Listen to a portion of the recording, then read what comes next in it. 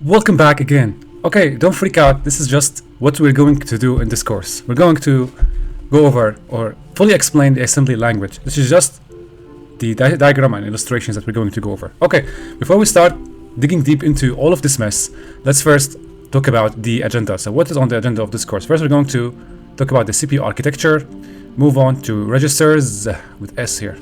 In the registers, we're going to explain what are the registers used by the OS or maybe the CPU, and as you can see, we can also talk about the memory, the stack, the heap, the difference between the stack and the heap, operands and opcodes in order to start getting your hands into the assembly, the most popular assembly instructions used, and that's also important in order to analyze the assembly code later.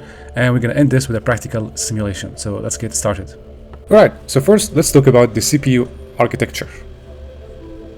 As you can see here, the CPU consists of three main components. We have the arithmetic logical unit, the control unit, and the registers.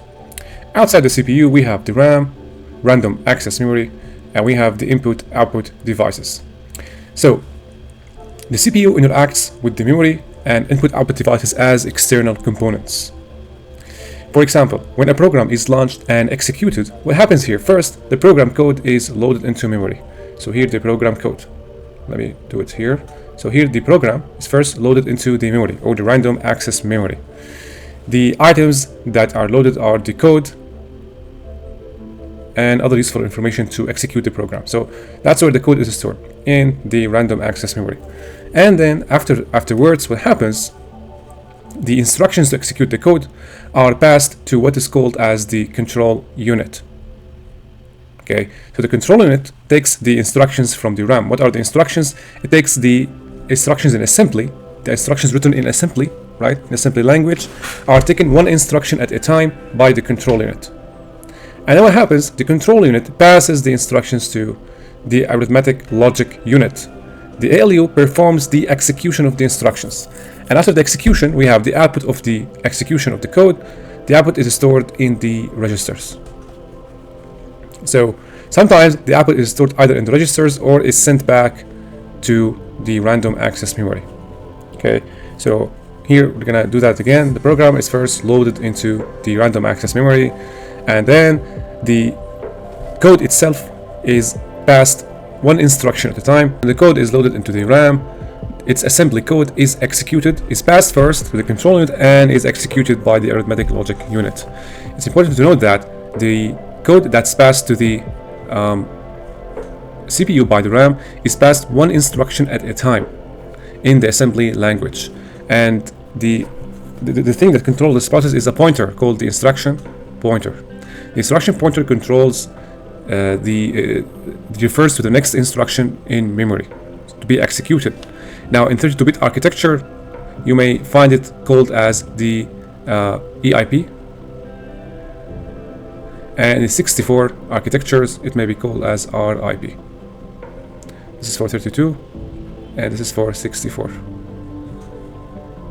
Okay, now, and we said earlier that the output of every instruction is stored in the registers because the registers are small storage pieces that can be directly accessed by the CPU. It offers fast access to the output of the instructions executed. However, in some circumstances, the output of the instruction is stored in the random access memory again. Now, what about input-output devices? These include the keyboards, the mouse, the microphone, and they also interact with the CPU as an external component. That's for the CPU architecture. Okay, so now let's talk about the registers. So we said earlier that registers can be used by the CPU for quick access to the output of the instructions executed by the CPU. Right. Now we have multiple types of registers. So basically there are four types. In this video, we're going to talk about the first three types. Now, we have first the instruction pointer. Next, we have the general purpose registers. And three, we have the status flag registers. There is another type of the registers called the segment registers. We're going to talk about this later down in this course. But first, let's talk about the instruction pointer. So, instruction pointer is a register that contains the address of the next instruction to be executed by the CPU. Let's analyze this statement. So basically, we said earlier that the CPU is responsible for executing the instructions passed from the memory. So here in the memory, the instructions are passed to the CPU, control unit, to the arithmetic logic unit, right? They are passed one instruction at a time. We said that earlier using the instruction pointer. and then to the registers. So the registers store the output of the instruction executed, the one instruction, right? In the register, the instruction pointer contains the address of this instruction. That's it. That's its purpose. The address of the instruction or the next instruction to be executed by the CPU. So we execute one here, and then the register EIP will point to the next instruction that will be passed again by the CPU or by the RAM. Alright, so now the general purpose registers. As the name suggests, they are used for general purposes, meaning we should first remember the objective of using the registers. Again, the registers are used to store the output of the instructions executed in the CPU and passed from the RAM. They just store the output. Alright, so let's go over the general purpose registers. We have first the EAX. Now before we go over these, let me first explain a key difference between 64-bit and 32-bit registers. For now, it's enough to remember that registers in 64-bit systems start with R. Okay, so EAX in 64-bit systems is RAX, while in 32-bit systems it starts with E. So EAX is EAX. Same here, EBBX, it's in 32-bit, right? In 64-bit it becomes RBX, and so on. Alright, so first we have the EAX. This is called the accumulator register. What is its purpose? It stores the results of the arithmetic operations. So arithmetic here. And then we have the EBX. So EBX, it's called the base register. The base register used to store the base address, the reference and offset. So here it stores the base address of the instruction. Okay, next we have the ECX. The ECX stands for the counter register. Again, the counter register used to store the output of counting operations, such as loops, for loops, right? Stores the output of these counting operations. Next we have the EDX, or what is called the data register. The D stands for the data. It's used to store the output of the multiplication or division operations. Next we have the ESP. The ESP stands for the stack pointer, and it's very important register to always remember. So it points to the top of the stack. Top of stack. So top of stack here. Let me write this to show you to remember. It's not the stack register. It's called the stack pointer. S for stack and P for pointer. The stack pointer points to the top of the stack in the memory. We can explain the structure of the memory after the registers. And then we have the EBB. So it is also the base pointer. And the base pointer, it's used to access the parameters passed by the stack. Now, quick information about the stack. So in memory, we have the stack at the top, and then after the stack, we have here the heap. We call this the heap. And then we have here the code, right? So the stack pointer, the register stack pointer, points to the top of the stack. So basically, here's the top of the stack, that's where it points. EBB stores, or it accesses, the data or the parameters passed by the stack. Remember that the stack in memory contains the parameters and the variables of the code. The EBB base pointer, it is used to access these parameters by the stack. Now next to the source index. And source index, it is used to store the results of the string operations. Lastly, we have the EDI, or what is called as the destination index register. It's also used in conjunction with the source index register for string operations. That is the purpose of every single register under the general purpose registers. Now, let's talk about the status flag registers. So in status flag registers, we store the status of the program execution. Like when we access these registers, we get information about the status of the execution of the code. Okay, that's where the status flag come in. And again, in 32-bit, so let me put here in 32-bit, they are called as the E flags. And in 64, instead of E, we put R, so R flags. Okay, so let's recall that status flag registers are used to store information that indicate the status of the execution. And there are sub-registers. First we have ZF, or the zero flag. Now in the zero flag, it can have two values. It's either 0 or 1. When the zero flag equals to 0, it means that the last instruction result was not 0. right? But if zero flag was set to 1, it means that the last instruction executed in memory, the result of this instruction was 0. So it is set to 1. So when you see ZF equal to 1, it means that the instruction or the last instruction executed in the memory, right? The result of this instruction was 0, right? That's why ZF equals to 1. Now let's talk about the CF. CF is called the carry flag. Now the carry flag, again, is either 0 or 1. Now when the carry flag equals to 1, this happens when the output of an instruction is too big or too small to be stored in the register. We call it, that's why CF now is set to 1. And next we have the SF. SF is the sign flag. The sign flag is either set to 0 or is set to 1. Right. When it is set to 1, we can conclude that an instruction executed in memory, the result of which is negative. And that's when we get the SF, or the sign flag, equals to 1. It means an instruction executed in memory, the result of which is negative. Lastly, we have the TF, or the trap flag. The trap flag indicates that the processor is in debugging mode. Now, when it is set to 1, then the processor is in debugging mode. When it is set to 0, the processor is not in debugging mode. Alright, so that is an overview of the registers. Alright, next is we're gonna talk about the memory here. Okay, so the memory consists of the following components. First, we have the stack, the heap, the code, and the data. These are the 4 main sections of the memory. Now we're gonna start with the data. And while we explain every single section here, it's very useful to use this code as a reference. It's a very small single code, as you can see. So we define a main function, and then we define a pointer, and we allocate size for the pointer using a malloc. Then we dereference the pointer, and then we call a function to add 2 to the value of a, and then we return b. Okay, now the section of memory that is data here. So what is the objective of data? Data is used to store global and constant variables. Usually global and constant variables are declared before the main function. So usually they come with the keyword global. So they define before the main function, they come here, and there is the keyword, it is global or constant. I forgot to write these. When you see definitions of variables with these keywords, you know that these are constant or global variables. They are stored in the data section of the memory. Then we have the code section. As you can see, the code section stores the instructions of the code, meaning the text data of the code. Instructions and code in text. Okay, next we're going to talk about the 2 most discussed sections of the memory, the stack and the heap.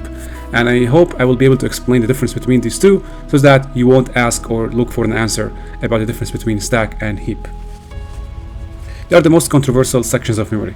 So the bottom line difference between the heap and the stack is that the heap is dynamic, stack is limited. I'm not going to say it's constant, I'm going to say it is limited in size. So before a program is executed, the OS allocates size in the stack, say maybe 4 megabyte. Okay, that's the size it's allocated for this program, right? I mean, for example, let's say Chrome, a process, right? When a Chrome is executed, what happens? The OS allocates size for the Chrome in the stack. That size will be used by the Chrome process. Chrome will not be able to use more than the allocated size, for example, which happens to be 4 megabyte.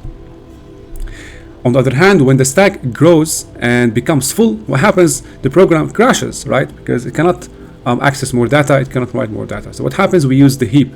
The heap is dynamically, the size of heap is dynamic, and it's used for dynamically allocated variables, namely pointers. So see here, in heap the size is dynamic, and it grows as needed during the program execution. So as the process needs more data, the OS will allocate the size using the heap. Now all of this, of course, happens during the program execution. If the program doesn't allocate or doesn't request more size, okay, from the OS, then no more size will be allocated, right? So how the heap is used here? So basically the program uses these instructions: malloc, realloc, calloc, and free. Namely, they are used in C, and we have a new and delete used in C++. New and delete is to create a variable and delete it later on. So for these kind of operations, we use the heap. For example, let's talk about the example I mentioned here.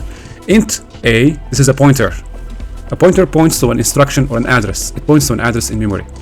And then we have a, which is a pointer. We use the malloc, size of int. So we tell the OS to allocate size the size I want to allocate is equals to 4 bytes, because integer has 4 bytes. So we allocate 4 bytes. Okay, and then the 4 bytes is allocated to A. But we use here int because we want to convert the void into integer, and now A is allocated 4 bytes. So here in the heap, we have a section in the heap of 4 bytes. Now A is still a pointer, and remember that function calls, local variables, arguments, return addresses, and also pointers are stored in the stack. So here we have A, but A points to the 4 bytes. That's what happens. So basically A here is a pointer stored in the stack, but the size allocated for A is stored in the heap, which is 4 bytes. So now A, because it's a pointer, it points to the address that stores 4 bytes. Now how are we going to use these 4 bytes? That's what we're going to do. We're going to dereference the A like that and allocate it to 100. Now 200 will be stored here. So now A is allocated the size that we allocated here, and the value of A now is 200 stored in the heap. That's the main difference between heap and the stack. Now regarding the main function, regarding the arguments here, the variables, the return addresses, they're all stored in the stack. That's a very brief overview of the memory. Now we're going to talk about the stack, and we're going to see the components of the stack, and we're going to also take a practical example. To simulate the stack, there is a room in TryHackMe called x86 architecture overview. And in task 6, there is this view side button where you can go to the simulation, and it is a very perfect example to simulate the stack and understand its components. Remember, here we are talking only about the stack after we have explained the other sections of the memory. Okay, so we start here, and you're going to see, guys, the main components of the stack, and you're going to see how the data is pushed onto the stack. Before we start the simulation, it's important to know that the stack works in a way that, for example, here when we define the arguments, the local variables, the last in goes out first. Let's see that in action. So here, let's click on proceed. So this is the stack, right? The available stack space. And that's how we're going to arrange the variables and the arguments. So when the code or the program executes the code, what's going to happen here? First, we're going to have the arguments. In my case, we have the arguments A and B. So basically here we have first the arguments goes first in the stack. And after the arguments, we have the base pointer, the return address and the base pointer. Return address here, and lastly we have the variables. So last in, it is the last variable defined goes first, and then the other variable. That's how the stack works. And then we have the stack pointer and the base pointer. These are the registers that we talked about earlier, and remember that stack pointer points to the top of the stack, and the base register, it is a constant that points to the called base pointer in the stack. So let's restart here because we are running out of time. Let's rearrange these. Argument 1, argument 2. These arguments are the arguments that used by the functions, and then we have the base pointer, the return address, the base pointer, local variable 2, not 1, 2, because it's the last one defined. It goes first in the stack in a backward manner. Local variable 1, and then in this case, this is the base pointer, and stack pointer points to the top of the stack. We have a space here. It points to the top of the stack. Look at this diagram here. As you can see, these are the variables, the base address, and the arguments for the callee and the caller. The callee is a function. So here in the code, let's go back to the code. The main function is the caller. It's the caller of the function we defined here. So function A here, or the function we define, it is the callee. The caller is the main. That's how it works, high to low. So in the stack, first we have the main, and then we have other functions. But the thing is, when the program starts working, the first one defined goes first. So here, according to the logic here, the variables defined last, 3, 2, 1, and then we have the return address and arguments. Between these we have the main function, but it's not clear in the diagram here. Okay, what about stack buffer overflow? If you have heard about this attack. So in stack buffer overflow, the return address, or in the code here, let's go back to the code. Here the function returns B, right?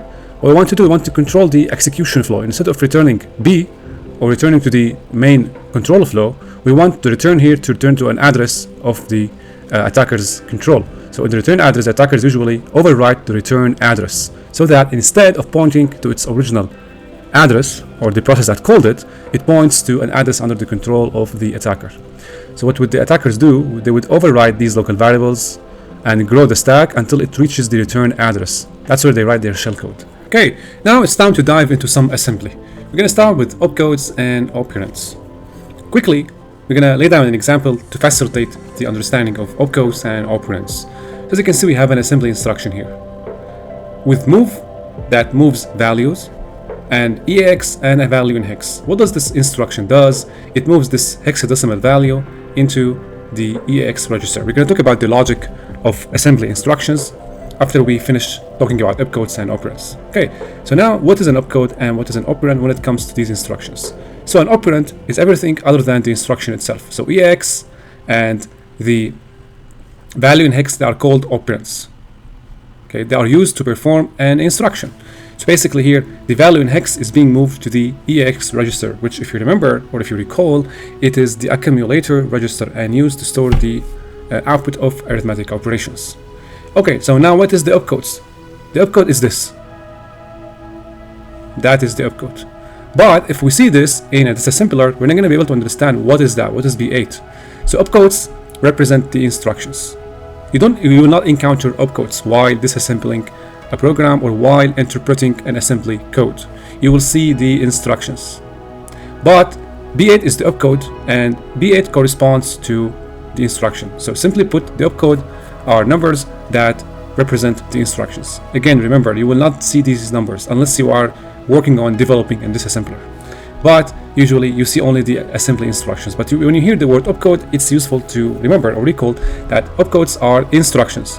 But in the computer language, they are represented by numbers.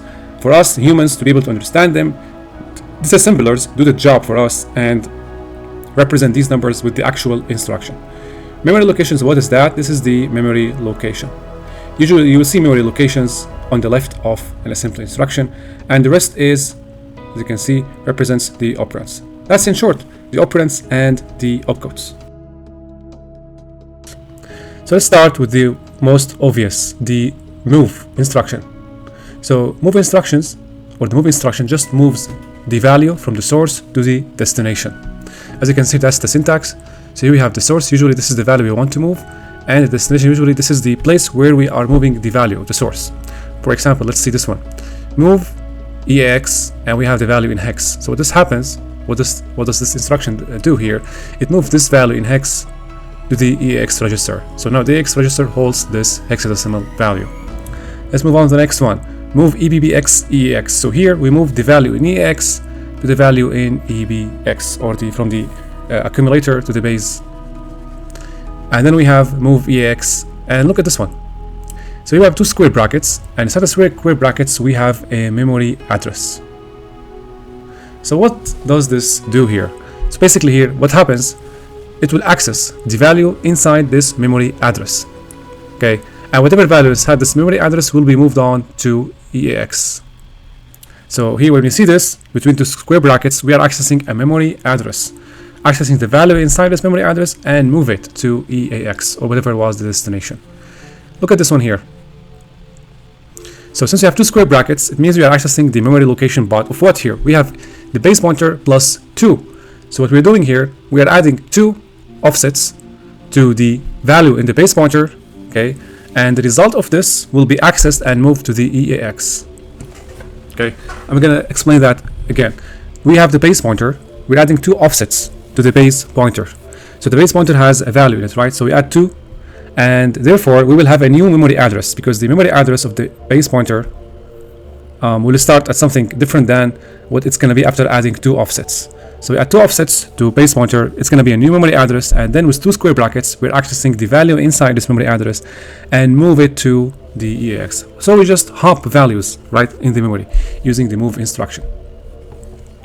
Now let's talk about the LEA, or the load effective address. Load effective address is similar to move, but instead in load effective address here, what we are doing, we are moving actual memory addresses. The syntax here is the same. We are moving the source into the destination. For example, let's take a look at this one. Same as this one, EBB plus 4, and we load it into EAX.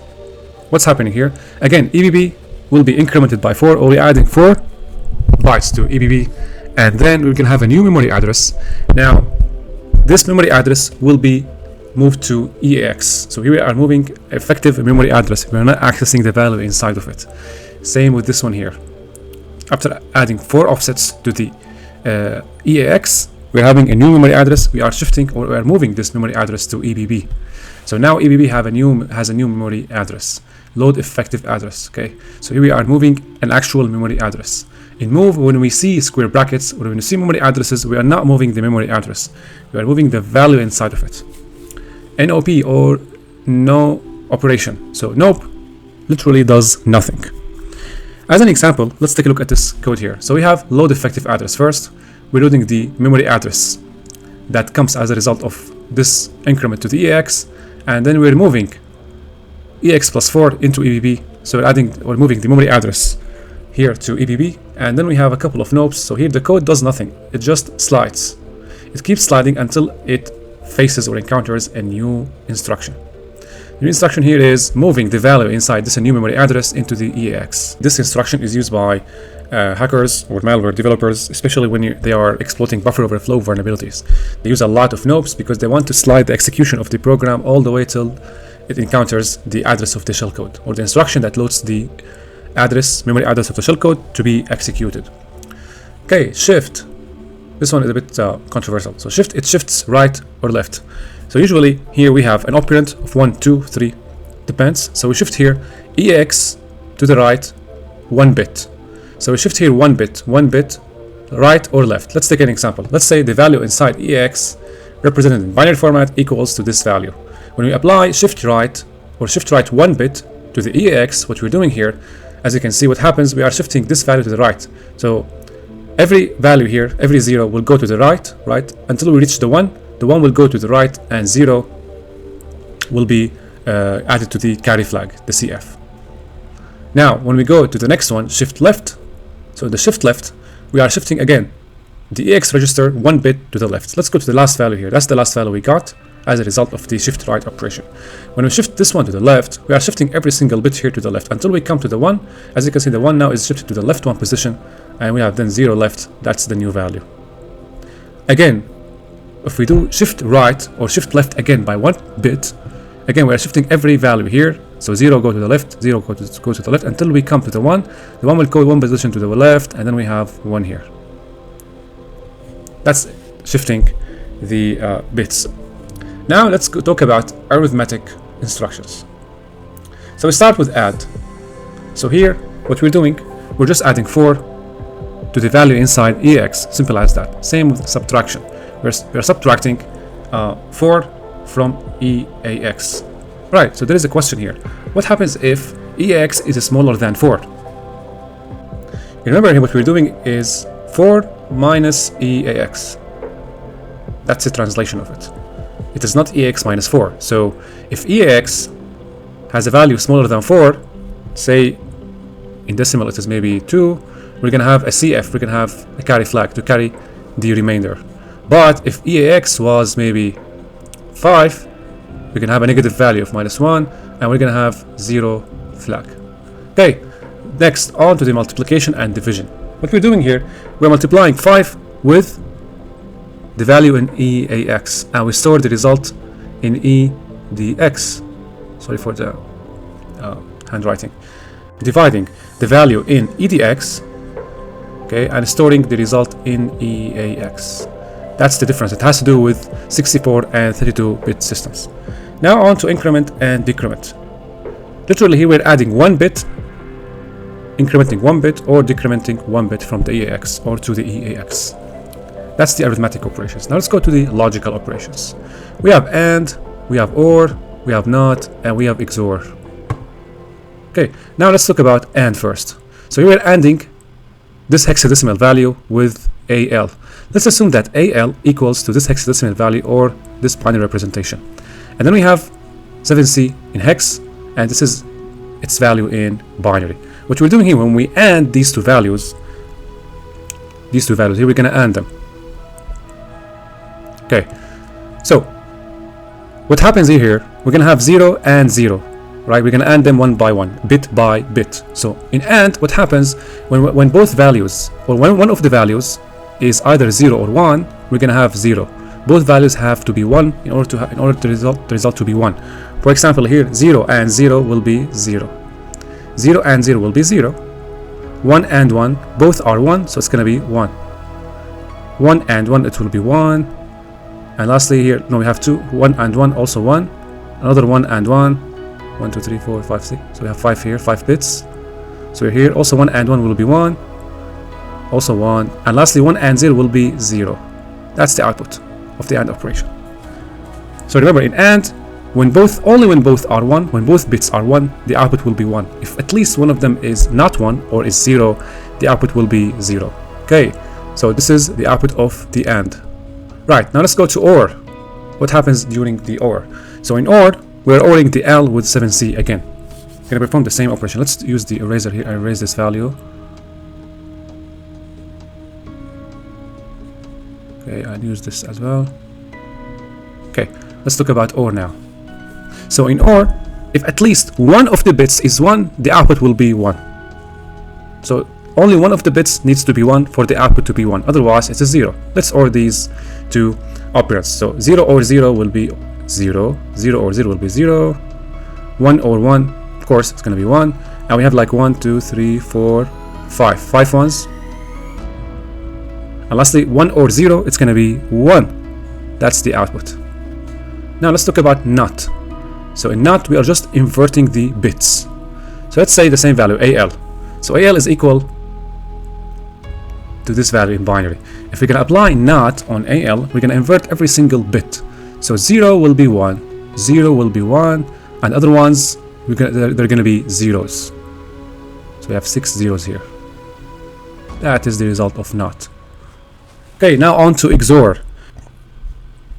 So in XOR, it's kind of a bit convoluted here. If both bits are the same, we're going to have 0. If they are opposite, we're going to have 1. Let's apply that practically here. So 0 and 0 are the same, so we're going to have 0. 0 and 0 are the same, we're going to have 0. 1 and 1, they are the same, right? We're going to have 0 as well. How many ones we have here? 1, 2, 3, 4, 5. So we can have here 5 ones. All zeros, right? 1 and 0 are opposites, right? So because they are opposite, we're going to have 1. That's the output of the XOR. So these are the most popular assembly instructions. I hope they were all clear. By the way, if you want to perform online bitwise calculations without the need to do that manually, you can use an online resource. Let me show you guys. Here's a bitwise calculator. You enter the data type. Let's say it is in binary, and you enter both operands, number 1 and 2, and then bitwise operator. Moving on to other sorts of assembly instructions, we have the comparison. And we use comparison if you want to compare two operands. For example, compare EAX and EBBX. So what we're doing here, we're comparing their values. And to determine the results of this comparison, we use the 0 flag and we use the carry flag. But how? So the comparison does, the compare operation or the compare instruction does the comparison by subtracting the source from the destination. So in fact here what it does, it subtracts EBBX from EAX. And depending on the output or the result, it will set the 0 flags accordingly. So there is no destination here that will store the value. It's just an output from which the 0 flags will be set, and based on the results or the values of the status flags, you'll be able to determine the output of the comparison. For example, if EBBX and EX were equal, the result of this subtraction will be 0, right? And therefore, the 0 flag in this case will be set to 1. When we see after this comparison the 0 flag equals to 1, we know that the registers here equal to each other. On the other hand, if let's say EBBX was greater than EAX, what's going to happen here, we're going to have a remainder, right? We're going to have like the result will be in favor of EBBX because EBBX is bigger than EAX, and we will have the carry flag set to 1. However, if EBBX was smaller than EAX, we're going to have a negative value as a result of the subtraction, right? Maybe -1, maybe -2, and therefore what's going to happen here, neither of these flags will be set, they will be cleared. So when you see this instruction in assembly code, we're going to have to monitor the value of the flags to determine the final result of this comparison. Now let's go to branching. Branching is equivalent to if, right, in the C++ language or C. But in assembly we don't have if, so we use what is called as the jump. So when you see this instruction, it's going to be a jump and a memory location. It's instructing the code to jump to this specific location. And when the code jumps to this specific location, what's going to happen? Remember, instruction pointer will point to this location to be executed. That's the purpose of jump. It redirects the execution. Now, regarding the other variations of jump, they are conditional jumps, and they are the actual equivalent of if in C++. So here we jump based on the output of the comparison. Jump instructions or conditional jumps, there are a lot. We're going to mention some of them. So G or JZ here, it jumps if the 0 flag equal to 1. J and Z or gens, it performs the jump to the memory location if the 0 flag is not set, meaning equal to 0. Now this one jumps based on the result of the comparison here. So jumps if equal and jumps if not equal to a specific value. And then we have jumps greater or jumps greater than. It performs the jump to the specified memory location if the specified value was equal to or greater than the operand. Now at the end we're going to apply what we end using this simulation. Remember that this simulation is part of TryHackMe room named x86 architecture. You can visit this room and take a look. Let's start the assembly. So here from drop down we can choose the simulation. From drop down we can choose the assembly aspect we want to simulate, arithmetic code, the move instruction in the stack, the comparison, the load effective address instruction. And as you can see, whenever we select from the drop down, the things here change, and here we can select to run all the program at once, or we run one instruction at a time, which is the thing we're gonna do. Okay, before we start, let's take a look at the panes here. So on the left pane, the instructions, it contains the instructions in the assembly code. You can find these instructions combined in an assembly code as well. Here we have the registers and flags. It depicts the values of the registers and the flags as they change throughout the execution of the instructions. The memory placeholder contains the values in memory, and we have the stack, which is the most important part. We're gonna see how the values, the variables, and the arguments, how they are pushed and popped off the stack as we execute the code. So we're gonna start first with the arithmetic code, and we can see with every aspect the code changes accordingly. So arithmetic code, we have this, we have around 8 instructions. We're gonna click on execute the next instruction, and it's going to execute the instruction pointed by index 0. So this instruction moves this hexadecimal value to the EAX register. As you can see now, the EAX register is highlighted with green, indicating that a new value has been stored in this register. As you can see, it equals to the value that has been indicated or written in the instruction. So this operand has been moved to the EAX register. Now the EAX register contains this value. And now look at this, the instruction pointer. The instruction pointer is now pointing to the next instruction in memory. That's the address of the next instruction in memory, and happens to be this. This is the next instruction that's going to be executed. Taking a look at the memory placeholder on the stack, nothing has changed. Okay, on to the next instruction. Now we have another value, hexadecimal value, being moved to the base pointer. Now the base pointer has changed, and now the address of the next instruction has been modified to point to the next instruction. Again, nothing changed in the memory placeholder and the stack. Execute the next instruction. Now we add the value in base pointer to the EAX. Look at this now, the value in the EAX has been changed to reflect the new value. The new value now is the addition of the value found in EBBX along with the old value of EAX. Now this corresponds to 50. Note that after we have performed the addition operation, the parity flag was set, indicating that the result was either odd or even, right? That's how the parity flag is triggered. It depends on the result, whether it is odd or even. Next, nope, nope. Here we do nothing. And on to the 6th instruction. Here we subtract the source, which happens to be EBX, from the destination EX, and we store the output in EX. Note that EX value has changed to reflect the subtraction result. Next, we increment base pointer with 1 bit. Now this is the base pointer. It's going to be changed. If we increment, look now it has incremented by 1 bit. Decrement from BBX, we decrement 1 bit from the base pointer. Now this should disappear. Now it's back to 30. Now we have a parity as well. And lastly, we multiply EAX. So what happens here, we multiply the value in EAX with EAX itself, but we store it in EDX. Now EDX will change. As you can see, the remainder is 0, because when we multiply, the result is stored in the EAX, but the remainder is stored in EDX. So here the remainder of the multiplication is 0, and the value is stored in EX. That's for the arithmetic operation. Let's trigger the move instructions. In the move instruction, we're gonna see how the move instruction works in detail. So we start with the first instruction. We move this hexadecimal value in EX, and then we move another value into PBX, and then we move the value in EX, which happens to be this, into the ECX register. So now the ECX register will be equal to EX register after executing this instruction, and they are equal now. Next, we move this hexadecimal value to this. Now we have two square brackets, and we mentioned that when we have two square brackets, it means we are moving, or we are accessing the value inside the memory address here. So we have EX, right? We're accessing the memory address of EX. So now the work will be here in the memory placeholder. That's what will change here. A value will change, indicating that the memory address, the value stored in a memory address is changed. So when we execute this instruction, look what happens here.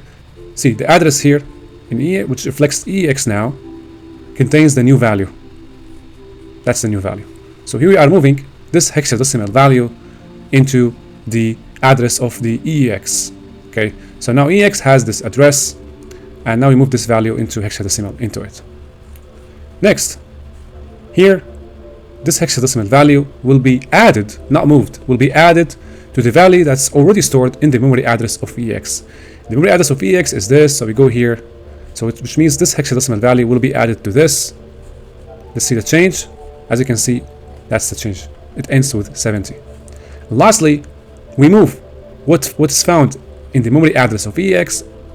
Now EX is now this. It ends with 70. It's going to be moved to BBX. So if you check the base pointer, it's here. Now we're going to move this value. As you can see, memory to memory data movement is not allowed. We cannot move memory data between two addresses. That's not allowed in the move instruction. Here we are moving two memory addresses, or the values inside two memory addresses. So memory to memory is not allowed in the move instruction. Next one, stack.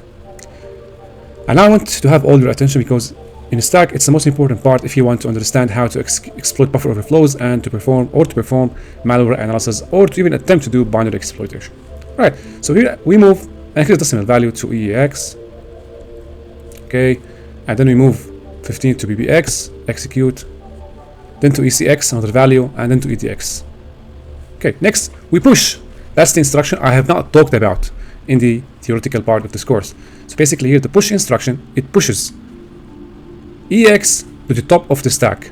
Now the stack, as we said earlier, it works backwards. It means this is the top and this is the bottom here. The top of the stack is this, and that's where the stack pointer should be. The stack pointer now, here, right? It's going to point to this, it's pointing to this address. When we push EX, we're pushing EX here. So when you execute this instruction, look what happens. EX is pushed now to the top of the stack. And now the stack pointer, as you can see, it points to the address that is located at the top of the stack. Now the top of the stack contains EX. Okay, push EPBX. Now we're pushing the base pointer. So what happens here when we push the base pointer, it's going to be located here, right?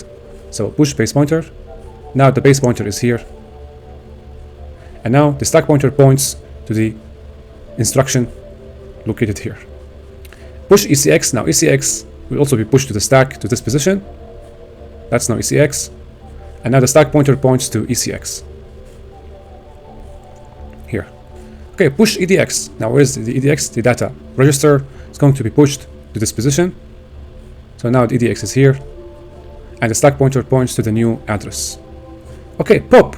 What's going to happen here? Pop, it's going to retrieve the recently pushed value into the stack. Remember, in the stack, last pushed, first popped. The last pushed, first popped. The last value that was pushed into the stack, it's going to be first popped out the stack. The last value that was pushed into the stack was EDX. So EDX was here. Now when we execute pop, it's going to pop the value that was recently pushed or was last pushed. So EDX here was last pushed. It's going to be popped out and moved into EX. So this is EDX. Now it's going to be here. When we execute this, look now, EX now equals to the old value of EDX. Okay, now pop. We are continuing with the pop instruction. We're popping EBBX. So the last value that was pushed into the stack was EDX. We already popped it out. The next one in line is ECX. When you pop this, it's going to be stored into EBBX. So this one will be here. And now it's there. Pop ECX. So here we are popping the recent value here. and adding it or moving it to ECX. So this value ends with 15 will be moved to ECX, and now ECX ends with 15. And lastly, we are popping the last value, which happens to be the oldest value we pushed into the stack. It was the first one we pushed into the stack, and now it's going last. So when we pop this, it's going to go all the way to EDX as specified here.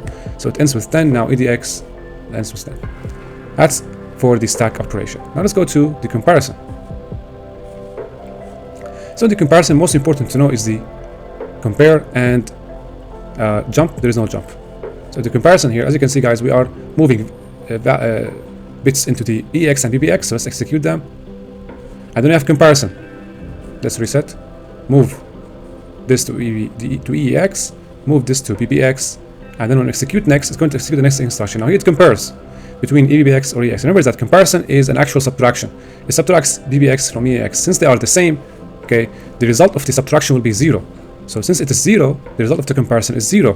When the result of the comparison is 0, remember that the 0 flag will be set. So now the 0 flag is set, indicating that the result of the comparison is 0, which means that both operands equal to each other. Now the test instruction, which is going to be executed next, going to do an AND for EBBX and EX. But remember, in the AND, it stores the output in the destination operand. Here we're not going to store the output in the destination operand. We're going again to set the flags. If the result of the AND is 0, we will set the 0 flag. If the result of the AND is not 0, right, it's going to the 0 flag and parity flag will be not set. So here execute. So now we don't have the 0 flag and parity flag set, which means the result is not 0. Again, we are moving values to EX and BBX respectively. And next we compare. Now note here that EBBX and EX are not equal. So the comparison here will not equal to 0, right? And since the comparison operator will indicate that the 0 flag is not 0, other flags will be triggered. So in that case, no flags will be triggered because the result is not 0. And next we have test. In the test we have the 0 flag is set because remember that test does an AND of BBX and EX, and if the result of AND is 0, the 0 flag will be set. Next we are moving values again to EX and BBX, compare. This time we have a carry and sign because the result of the comparison was negative. And then we move to test and we trigger 0 again because the result of AND was not 0. That's for the comparison. Okay, load effective address. So we're putting here values into EX and BBX, and then we are adding here BBX to EX. And we store the destination or the output in the destination, which happens to be EX. So if we add them together, as you can see, EX will have the output result. Next we have nope, we do nothing.